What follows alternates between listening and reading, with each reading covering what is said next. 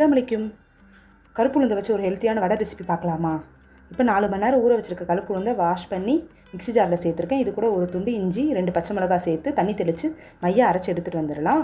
இப்போ அரைச்ச பேஸ்ட்டை நம்ம ஒரு பவுலுக்கு மாற்றிட்டு இது கூட ஒரு பெரிய வெங்காயத்தை பொடியாக கட் பண்ணது, கொஞ்சம் கருவேப்பிலை, பச்சை மிளகாய் இது எல்லாத்தையும் பொடியாக கட் பண்ணது சேர்த்துட்டு 1/2 ஸ்பூன் மிளகுத்தூள், 1/2 ஸ்பூன் சீரகத்தூள், தேவையான அளவு உப்பு, 1/2 ஸ்பூன் பெருங்காயத்தூள் சேர்த்து நல்லா பிசைஞ்சு எடுத்துக்கலாம்.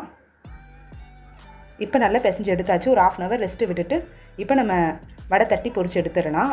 இப்போ ஆயில் நல்லா ஹீட் ஆகிடுச்சு. 1 by 1 நம்ம வடையை பொரித்து எடுத்துடலாம். கண்டிப்பாக கருப்பு உளுந்து வடை செஞ்சு கொடுங்க. மந்த்லி ஒன்ஸாவது ஃபுட்டில் சேர்த்துக்கோங்க. கருப்பு உளுந்து உடம்புக்கு ரொம்ப நல்லது.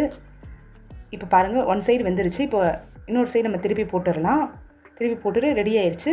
இல்லை நல்லா சாஃப்டாக வெளியே நல்லா மொறு மொறுன்னு சூப்பரான கருப்பு உளுந்து வடை ரெடி ஆயிடுச்சு. இந்த வீடியோ பிடிச்சிட்டா லைக் பண்ணுங்கள். அஸ்ஸலாமு அலைக்கும்.